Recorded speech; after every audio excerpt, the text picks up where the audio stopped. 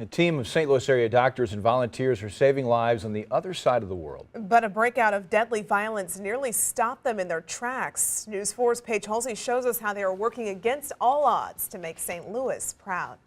Dusty, desolate, and distant. Yet, it's the place doctors Patty and Jonathan Limpert fell in love with. The most generous, happy, loving, welcoming people I've ever met. These are the people of Yendi, a community in the northern region of Ghana. It's this hospital. There's no running water, there are no toiletries. Where a single doctor is responsible for nearly 300,000 people. How to take care of the young and the old, all the different illnesses, surgical and non-surgical. I can't even imagine that load on anyone. And yet, this is exactly where a team from the St. Louis area wants to bring their medical expertise. People still say I'm crazy.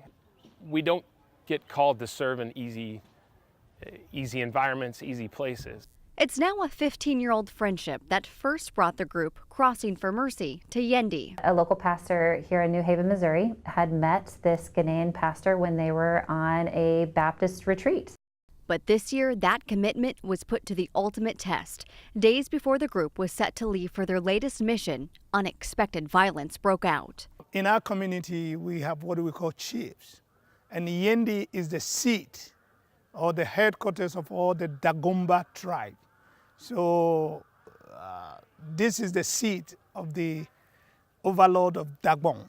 Reverend Emmanuel Mustafa has been the St. Louis group's lifeline to Yendi. 2 tribes crashed and one of the chiefs was beheaded. That was years ago, but when the royal funeral was just recently set to be performed, another clash near the hospital. Gunshot, people were running.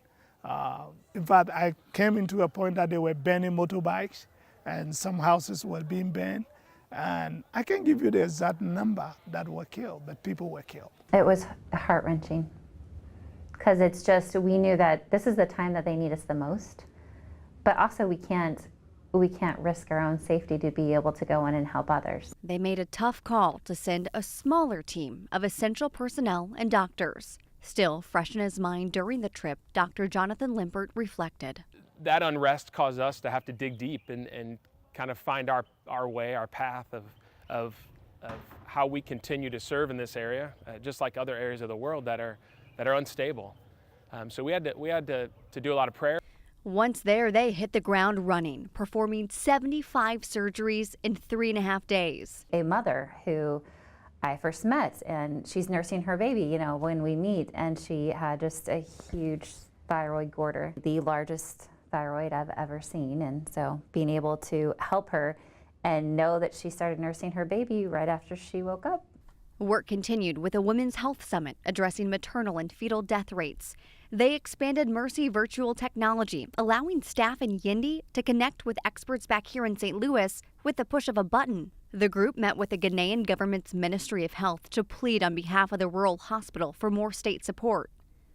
And St. Louis-based architectural and engineering firm BSA lended their expertise to design a whole new hospital in the future. How do we build infrastructure in a place that has no running water, that has spotty electricity? It was a trip that almost didn't happen, to a region often forgotten about, that gave way to some of the most impactful and meaningful medical treatment. Our hope is that they will have the providers that they deserve per capita, and they don't need our help. And so that someday we just go back just to say hi and to have a social visit and see our friends. The uncertainty they felt when that violence first interrupted plans this year has now been overwhelmingly washed away by a renewed commitment to the people of Yendi from the medical experts of St. Louis. For News 4,